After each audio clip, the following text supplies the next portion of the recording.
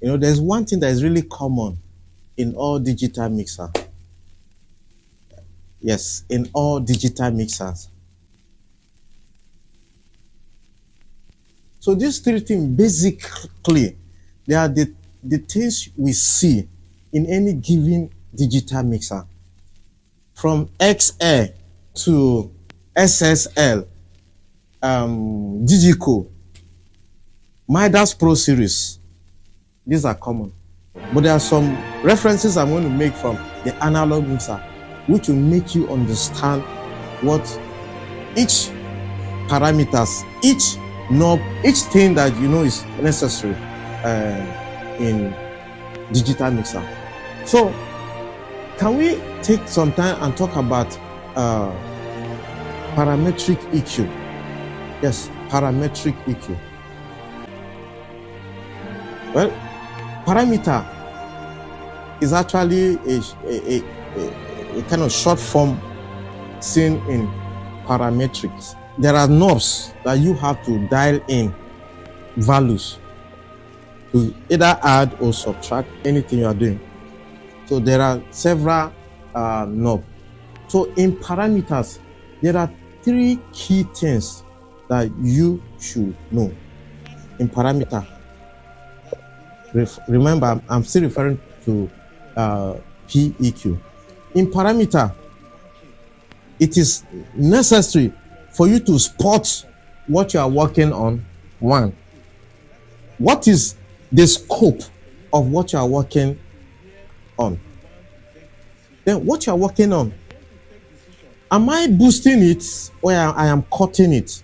So if you can be able to ask these three questions, then PEQ is just one of the components to achieve the sweetening of sound. We are doing some tone shaping, a kind of spectral balance adjustment. PEQ is one of the right tools to use. When I say spectral balance adjustment, it applies to spectral balance adjustment in your channel strip, spectral balance adjustment in your output buses, and etc. But this day we are just talking about the spectral balance as it appears in our channels, right? So this is what we have: frequency, gain, and Q. Now, let's assign three different knobs for frequency. So let me just use as kilohertz. So you know I'm referring to what? Frequency knob. Then we also have gain, which is actually like minus 15, then plus 15. That's the range. So for each given gain, there's a headroom, or there's a range, a decibel range of 30 dB. And so our reference point is always 0 dB. So that's where no activity, nothing, no decision is taken. 0 dB. So, and then we have this other one as Q. Like I say, frequency is to enable you spot the problem. And just before now, you know, parametric EQ is used for creative and for corrective purposes. And for creative, you are using these tools to shaping, to fine-tune your sound, to make it better than the way it used to be. Now for corrective is you are trying to solve a problem. And so when you are using PEQ for creative, we usually boost some frequencies, we usually boost some tones, you know. But if you are correcting, we don't boost. We find problem and solve it. Now, there are two kinds of problem. The first one is feedback or frequency related issue, where your maybe FOH or your stage speakers are just ringing at some specific frequencies. And just bear in mind that anytime you are faced with feedback, I don't use PEQ to correct. I use a graphics equalizer. Why? Because graphics equalizer are sliced in several bands that address some specific frequencies. And since feedback is just like a dot somewhere, imagine microphone ringing at 1K. I can't use parametric EQ because it is wide. It is very wide. So why I can just go to my output bus with an inserted graphics EQ and just identify the frequency and dip. So now this brings us back to the, we are talking about channel strips. GEQ is not part of our curriculum for today. So parametric EQ. So when you are doing this, like I say, for creative, you are boosting some frequencies. And so, like I said, we have two kinds of what? Problem. Is that not so? So when you have feedback related problem, we use GEQ to fix it because the frequencies are tiny. And what you need is just one fader or one band to just go there and just fix it. So number two, when you have a user with one kind tone that is not good, sometimes some people sing as if there is a kata here. And another thing is, they might just hold microphone grill. They might hold microphone grill like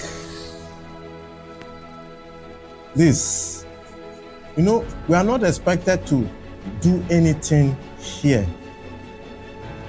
We're not expected to hold our hands here, because when you do that, there's something that is introduced into your signal, which is not your original sound. So when you do that, we can actually correct it. So all I do is identifying that coloration, that sound that is coming into your space, and then find the frequency and then cut it at some specific amount. Then when I note that what I'm correcting is narrow. Let's say what I'm correcting is narrow, is not wide. So that is where Q parameters is. This is just one aspect. Now, in a PEQ, because we are dealing with ranges of frequency from 20 Hz to 20,000 Hz, or 20 Hz to 20 kilohertz. The K there actually encapsulates the three zeros. Obviously, if I give you 1K, I can't say 1,000. There's a way it sounds. I can say 100K. That K actually summarizes a lot of things. And that's why you see it here. So K is not a unit. This is actually unit of measurement of frequency. So when you see kilohertz, that's why when you look at that letter K, it is small letter. It is not somebody's name. But you see hertz, this here is somebody's name. I'm giving you an assignment, go and do research. So, and as I see, for each unit of measurement, when you see any letter that is big, it's actually somebody's name. Now, if you are talking about the gain now, is measured in dB. Why is this B not small letter? Because this B stands for bell. Is somebody's name. Go and find out. Again, K, like I said, K is just a capsule that swallows three zeros. So anything before it is assumed that we have 2,000 Hz. So back to our spectrum. We have 20 Hz to 20,000 what? 20,000 Hz or 20 kilohertz. Okay, yes. Do you understand? So now it will not make sense if we don't divide it in some band of frequency. Remember, GEQ, graphic EQ, has almost 31 watt band that is used, that is sliced to represent some specific frequencies. Now, PEQ has 4 bands that the user can be spontaneous. When I say spontaneous, is We can't say, okay, it must be 1K. You boost and cut 1K. It must be 5K, boost and cut. You can sweep. You can sweep through. And that's why we have this frequency knob for you to move to where you want to take decision.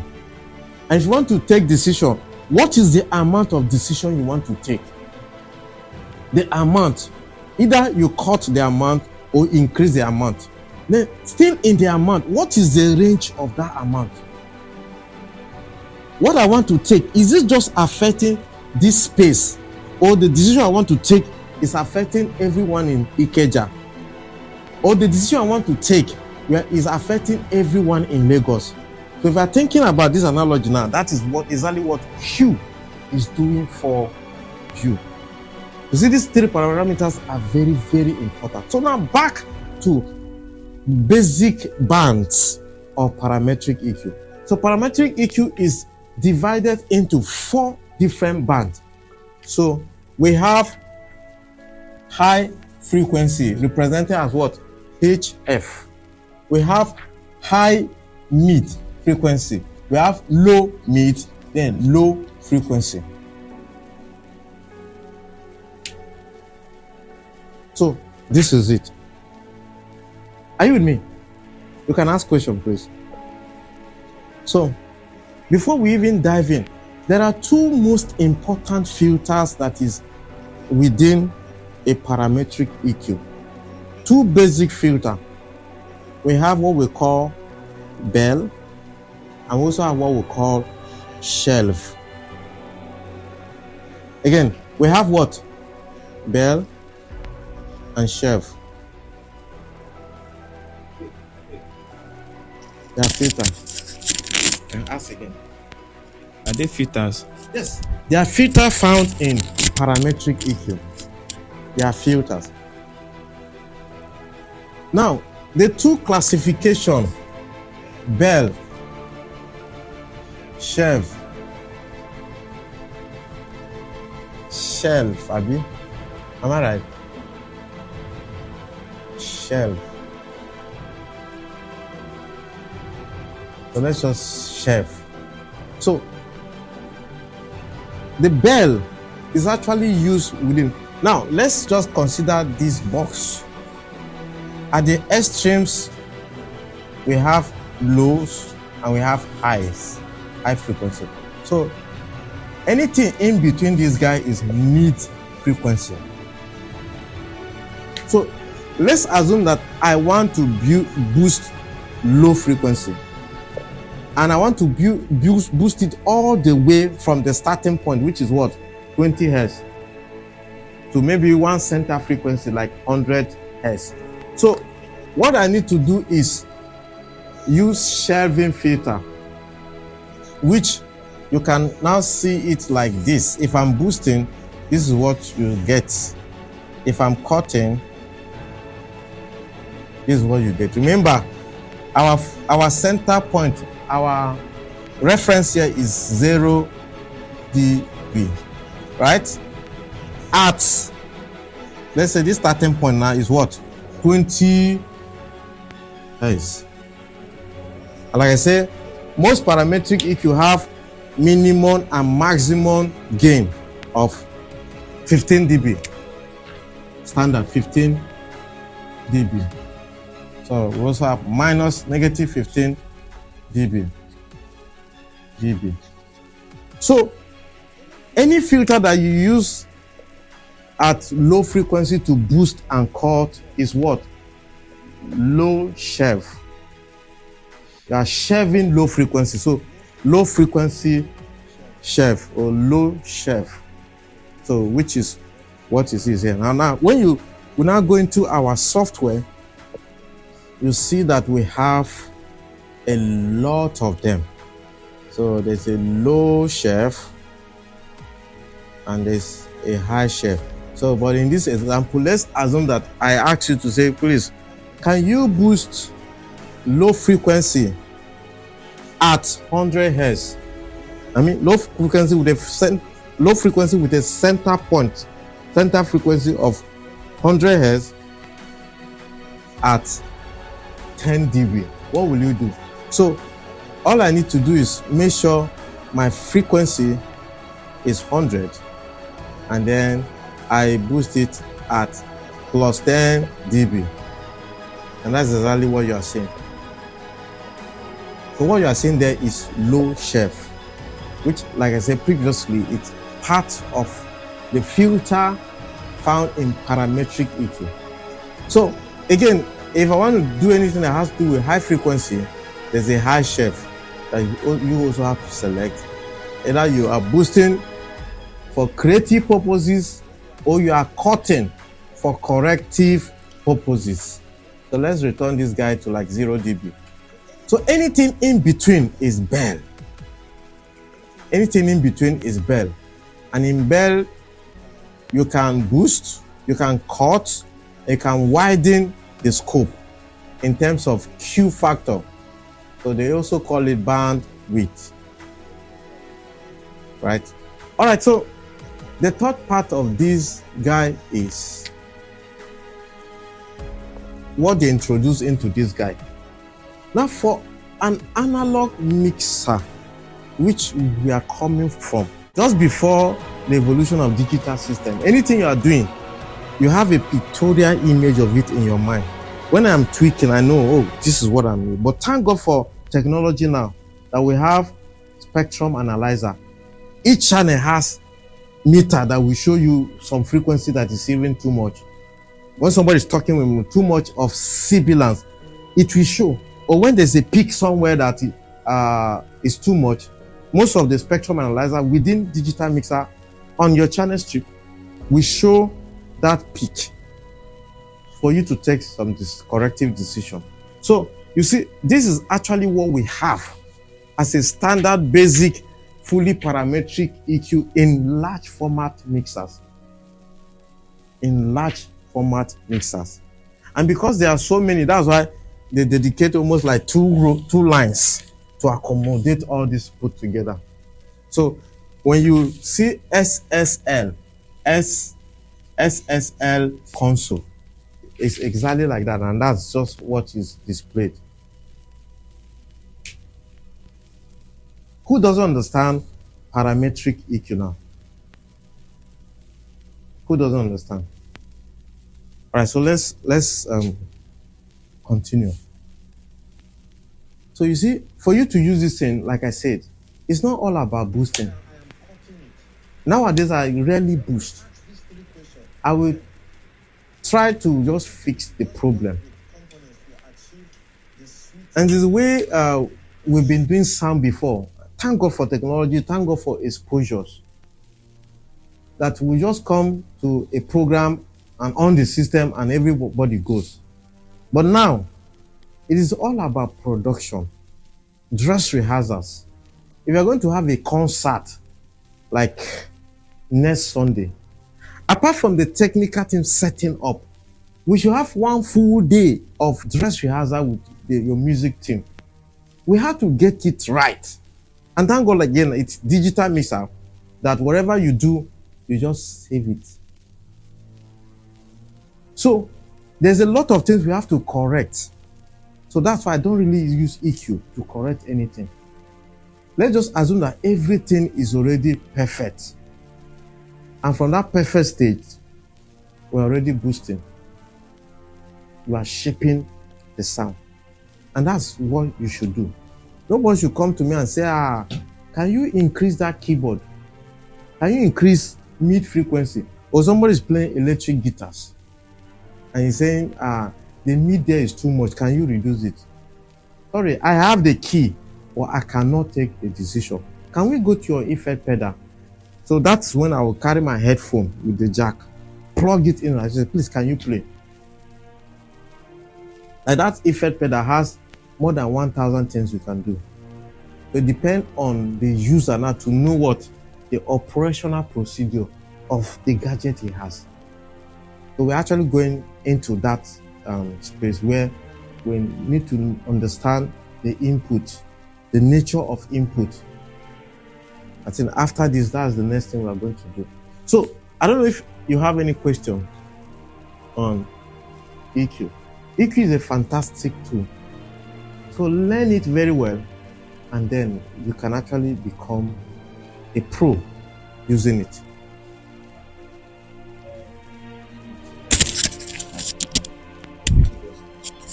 Thanks, sir. So since bell and shelf are filters, since bells and shelf and filters, what about low cut and high cut?